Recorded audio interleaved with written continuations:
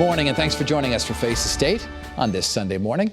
I'm Dennis House. We begin today with an exclusive interview with the Lieutenant Governor of our state, Susan Bysiewicz. And Governor Bysiewicz, good to see you back here in the program. Thank you so much for having me. It's good to be here. Quick, easy first question, because we haven't had John in a while. How are you enjoying this job so far? Because it was a pretty stressful legislative session. First of all, I'm enjoying the job very much. I love my partnership with Governor Lamont, and we've gotten a lot done. We've managed to raise the minimum wage to $15 an hour and also to pass a very strong Paid Family and Medical Leave Act. You know, I want to ask you, we're going to talk about the census today, but before we get to that, there's a big cloud hanging over the summer for a lot of people, this special session for tolls. Where does that stand right now? Because we haven't heard a date, we haven't heard any definitive word as to whether there will be a session. So we think that there is a special session on July 22nd, and the legislature will be considering a bond package. We don't know whether a transportation infrastructure proposal will be part of that special session or not. What's your gut? Do you think it'll be done this year, get kicked down the road till 2020? I think it's critical that we address funding of transportation infrastructure. All of the businesses that we talked to during our campaign said, Governor, you got to fix this. So that is what we are laser focused on. Of the calls to your office, where are they falling in terms of for and against tolls?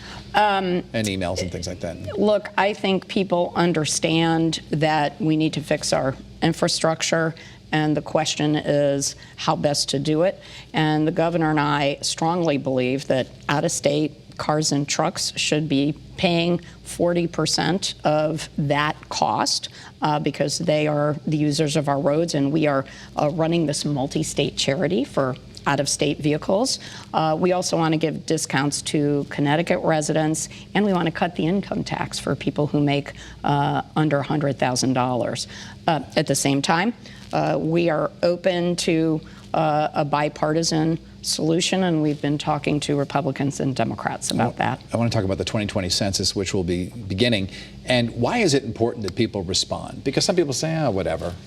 It is so critical because last year, Connecticut received almost $11 billion in funding from the federal government based on those census figures, and for every person that we undercount, we lose $2,200. That's why it is so important for everyone to come forward. And our population is shrinking. Our population has not been growing as fast as some of the states around us. But here's the issue with the census. There has been this climate of fear created by President Trump because he is attempting to drive down the response rate by insisting that there be a citizenship question on the census. Now, he lost in the Supreme Court with that, but he says he may do an executive order and push it through that way. What if that happens? Well, first of all, the Attorney General and I agree that an executive order would be trumped by the Supreme Court decision that was handed down a week ago. We are not sure how the Trump administration wants to proceed, whether they're going to continue to litigate in the federal courts. But here's the problem.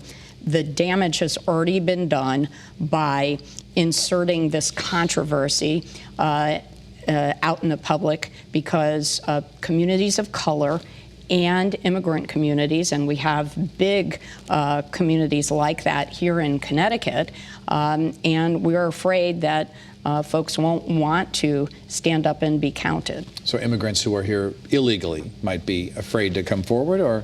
Any immigrant and particular communities of color may be concerned about filling out the question, and that's precisely what the president is trying to do. And our census committee, we have a complete count committee that's comprised of over 100 organizations statewide, has been trying to get out the message that it is safe to fill out the census. And we've been trying to address those challenges as we've traveled across the state. And in terms of congressional makeup, we could potentially lose a congressional seat if we lose enough population, because we remember back in the 90s, we had 6 seats. That's right. That's right. So the census is important really for 2 reasons. One, political power. Redistricting both for our state legislature and for our Congress seats will be coming up in 2020, and the new lines will be drawn in 2022. So it's about political power, but it's also about financial resources.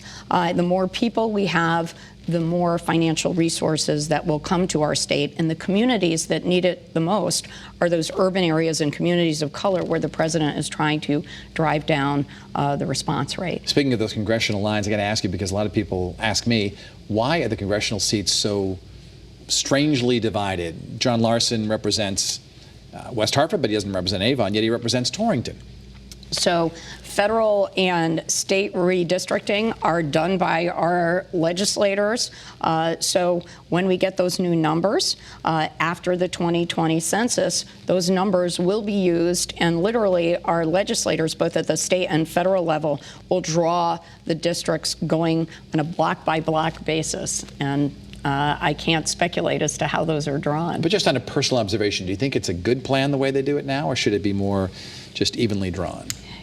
I think what's interesting is on the same day that the Supreme Court decided the census case, it also decided a gerrymandering case, and it said that the federal government has no business drawing lines for Congress districts, and I think that's wrong. I think the federal government and the federal courts should have jurisdiction over that, and the state legislature and the state courts should have jurisdiction over state districts. Walk me through the mechanics of the census taking. How does it exactly work? Are they knocking door to door? Are they calling up?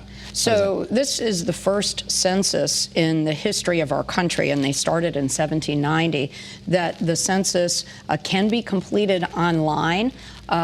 Also, the U.S. Census Department will be mailing out to every household, 140 million households, a paper form. So you could fill it out on paper, you could fill it out online, or you can fill it out by calling an 800 number. How accurate are these?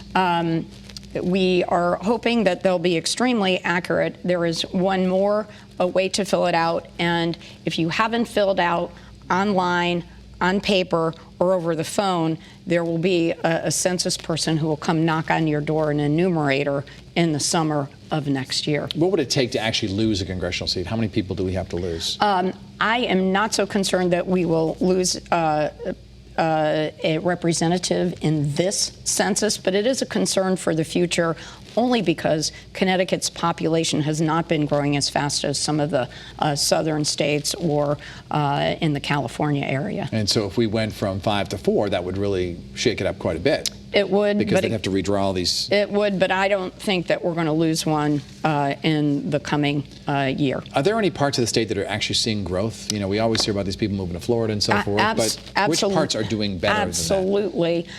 We are seeing very good growth in Fairfield County, and interestingly, our census figures show the 2 places where millennials are moving to are the New Haven and Milford areas, 2 very vibrant communities for young people. Interesting. Susan Bysiewicz, Lieutenant Governor. Thanks for being on the program. Thanks so much for having me.